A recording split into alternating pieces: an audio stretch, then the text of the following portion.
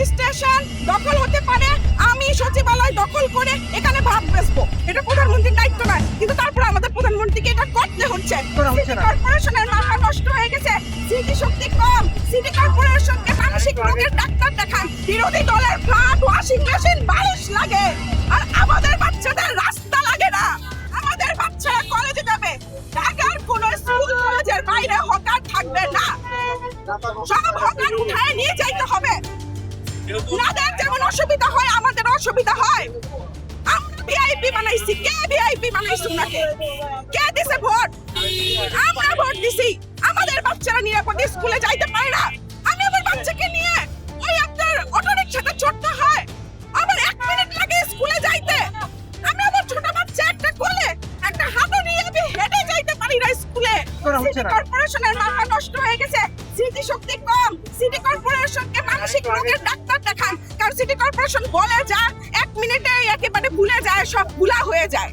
এখন ওই সমস্ত পুরাতন কথা বাদ, আশ্বাস পেলে তো আর রাস্তার মধ্যে বসে থাকতাম না। আশ্বাসও পাই নাই, কোনো কার্যক্রম চোখে দেখি নাই।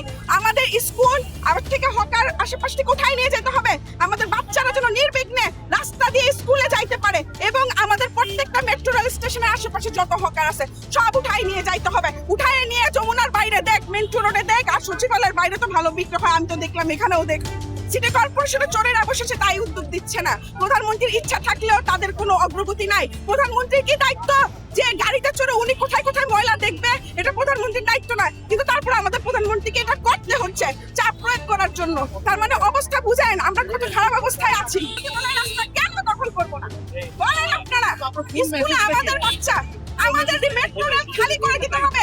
মেট্রো রেল কোন স্টেশনের নিচে, কোন ফুটপাতে, মিরপুর থেকে শুরু করে যতগুলো আছে, সেই আপনার দিয়াবাড়ি থেকে শুরু করে এই সচিবালয় পর্যন্ত যতগুলা মেট্রো রেল স্টেশন আছে, মতিঝিল পর্যন্ত যতগুলা মেট্রো রেল স্টেশন আছে, প্রত্যেকটা মেট্রো রেল স্টেশনের নিচে হঠাৎ সরাই নিতে হবে, তাহলে সচিবালয়ের সামনে হাতের হোটেল খুলবো।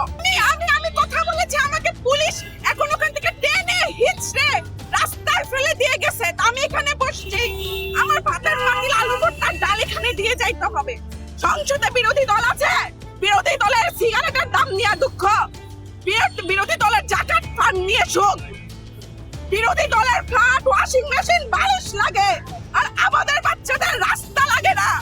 আমাদের স্কুলের বাচ্চা, কোমলমতি বাচ্চারা ইফটিজিং এর শিকার হয়। আমাদের স্কুলের বাইরে ভাতের হোটেল কিভাবে বসে আপনারা বলেন?